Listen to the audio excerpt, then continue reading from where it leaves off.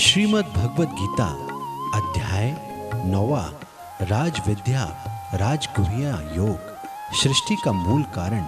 श्री भगवान ने कहा, हे अर्जुन, अब मैं तुझ ईर्ष्या न करने वाले के लिए इस परम गोपनीय ज्ञान को अनुभव सहित कहता हूँ, जिसको जानकर तू इस दुख रूपी संसार से मुक्त हो सकेगा। यह ज्ञान सभी विद्याओं का राजा, सभी गोपनीयों से भी अति गोपनीय, परम पवित्र, परम श्रेष्ठ है। यह ज्ञान धर्म के अनुसार सुख पूर्वक कर्तव्य कर्म के द्वारा अविनाशी परमात्मा का प्रत्यक्ष अनुभव कराने वाला है। हे परंतप, इस धर्म के प्रति श्रद्धा न रखने वाले मनुष्य मुझे न प्राप्त होकर जन्म मृत्यु रूपी मार्ग से संसार में आते जाते रहते हैं। मेरे कारण ही यह सारा संसार दिखाई देता है और मैं ही इस संपूर्ण जगत में अदृश्य शक्ति रूप में सभी जगह स्थित हूँ। सभी प्राणी मुझ में ही स्थित हैं, परंतु मैं उनमें स्थित नहीं हूँ। हे अर्जुन, ये मेरी ऐश्वर्यपूर्ण योग शक्ति को देख। ये संपूर्ण सृष्टि मुझ में कभी स्थित नहीं रहती है, फिर भी मैं सभी प्राणियों का पालन पोषण करने वाला हूँ और सभी प्राणियों में शक्ति रूप में स्थित हूँ, परंतु मेरा आत्मा सभी प्राणियों में स्थित नहीं रहता है, क्योंकि मैं ही सृष्टि का मूल कारण हूँ। जिस प्रकार सभी जगह बहने वाली महान वायु सदैव आकाश में स्थित रहती है, उसी प्रकार सभी प्राणी मुझ में स्थित रहते हैं। हे कुंती पुत्र, कल्प के अंत में सभी प्राणी मेरी प्रकृति में प्रवेश करके विलीन हो जाते हैं और अगले कल्प के आरंभ में उनको अपनी इच्छा शक्ति से फिर उत्पन्न करता हूँ। 84 लाख योनियों में सभी प्राणी अपनी इच्छा शक्ति के कारण बार बार मेरी इच्छा शक्ति से विलीन और उत्पन्न होते रहते हैं। ये सभी पूर्ण रूप से स्वतः ही मेरी इच्छा शक्ति के अधीन होते हैं। हे धनंजय, ये सभी कर्म मुझे बांध नहीं पाते हैं, क्योंकि मैं उन कार्यों में बिना किसी फल की इच्छा से उदासीन भाव में स्थित रहता हूँ।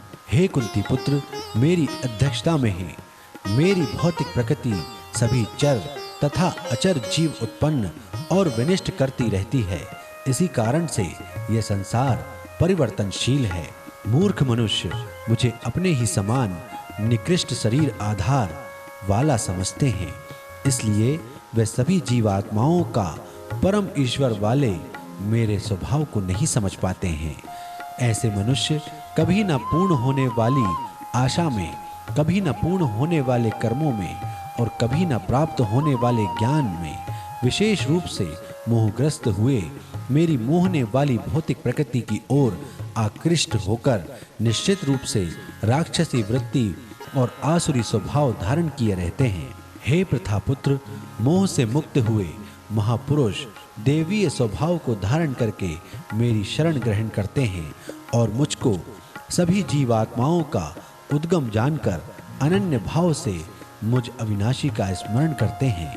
ऐसे महापुरुष दृढ़ संकल्प से प्रयत्न करके निरंतर मेरे नाम और महिमा का गुणगान करते हैं और सदैव मेरी भक्ति में स्थिर होकर मुझे बार बार प्रणाम करते हुए मेरी पूजा करते हैं।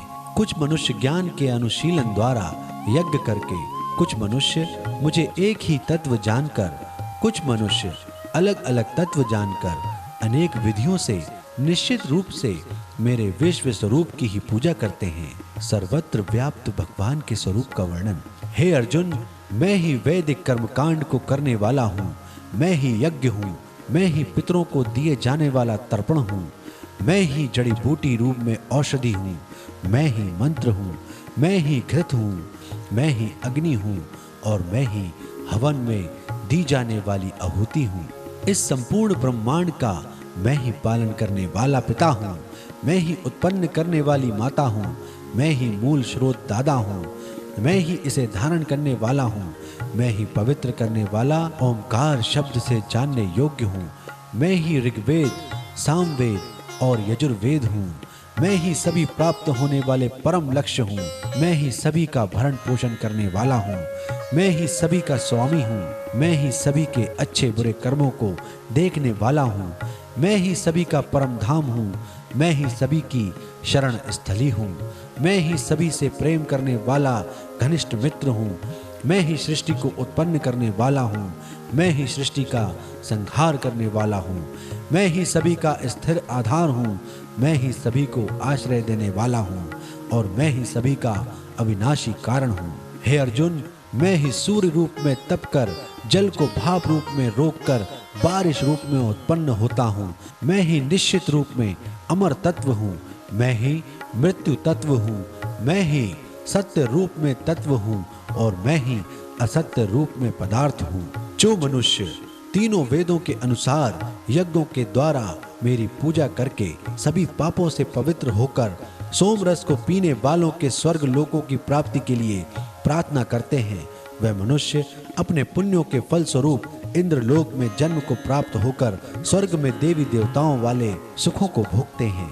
वह जीवात्मा उस विशाल स्वर्ग लोक के सुखों का भोग करके पुण्य फलों के समाप्त होने पर इस मृत्यु लोक में पुनः जन्म को प्राप्त होते हैं। इस प्रकार तीनों वेदों के सिद्धांतों का पालन करके सांसारिक सुख की कामना वाले मनुष्य बार बार जन्म और मृत्यु को प्राप्त होते रहते हैं। जो मनुष्य एकमात्र मुझे लक्ष्य मानकर अनन्य भाव से मेरा ही स्मरण करते हुए कर्तव्य कर्म द्वारा पूजा करते हैं, जो सदैव निरंतर मेरी भक्ति में लीन रहता है, उस मनुष्य की सभी आवश्यकताएं और सुरक्षा की जिम्मेदारी मैं स्वयं निभाता हूँ। हे कुंती पुत्र, जो भी मनुष्य श्रद्धा पूर्वक भक्ति भाव से अन्य देवी देवताओं को पूजा करते हैं, वह भी निश्चित रूप से मेरी ही पूजा करते हैं, किंतु उनका वह पूजा करना अज्ञानता पूर्ण मेरी प्राप्ति की विधि से अलग त्रुटिपूर्ण होता है। मैं ही निश्चित रूप से समस्त यज्ञों का भोग करने वाला हूँ और मैं ही स्वामी हूँ, परंतु वे मनुष्य मेरे वास्तविक स्वरूप को तत्व से नहीं जानते, इसलिए वे कामनाओं के कारण पुनर्जन्म को प्राप्त होते हैं। जो मनुष्य देवताओं की पूजा करते हैं, वे देवताओं को प्राप्त होते हैं। जो अपने पूर्वजों की पूजा करते हैं, वे पूर्वजों को प्राप्त होते हैं। जो भूतों की पूजा करते हैं, वे उन भूतों के कुल को प्राप्त होते हैं, परंतु जो मनुष्य मेरी पूजा करते हैं, वे मुझे ही प्राप्त होते हैं। निष्काम भगवत भक्ति की महिमा। जो मनुष्य एक पत्ता, एक फूल, एक फल, थोड़ा सा जल और कुछ भी निष्काम भक्ति भाव से अर्पित करता है, उस शुद्ध भक्त का निष्काम भक्ति भाव से अर्पित किया हुआ सभी कुछ मैं स्वीकार करता हूँ।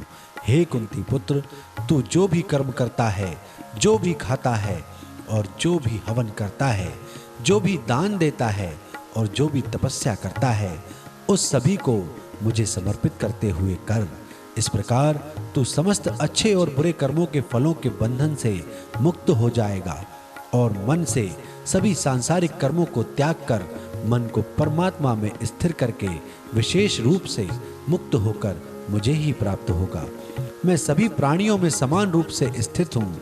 सृष्टि में ना किसी से द्वेष रखता हूँ और ना ही कोई मेरा प्रिय है, परंतु जो मनुष्य शुद्ध भक्ति भाव से मेरा स्मरण करता है, तब वह मुझ में स्थित रहता है और मैं भी निश्चित रूप से उसमें स्थित रहता हूँ। यदि कोई भी अत्यंत दुराचारी मनुष्य अनन्य भाव से मेरा निरंतर स्मरण करता है, तो वह निश्चित रूप से साधु ही समझना चाहिए, क्योंकि वह संपूर्ण रूप से मेरी भक्ति में ही स्थित है। हे अर्जुन, वह शीघ्र ही मन से शुद्ध होकर धर्म का आचरण करता हुआ चिर स्थायी परम शांति को प्राप्त होता है। इसलिए तू निश्चिंत होकर घोषित कर दे कि मेरा भक्त कभी नष्ट नहीं होता है। हे प्रथापुत्र, स्त्री, वैश्य, शूद्र, अन्य किसी भी निम्न योनि में उत्पन्न होने वाले मनुष्य हों, वह भी मेरी शरण ग्रहण करके मेरे परम धाम को ही प्राप्त होते हैं। तो फिर पुण्यात्मा ब्राह्मणों, भक्तों और राजसी क्षत्रियों का तो कहना ही क्या है। इसलिए तू क्षण में नष्ट होने वाले दुख से भरे हुए इस जीवन में निरंतर मेरा ही स्मरण कर।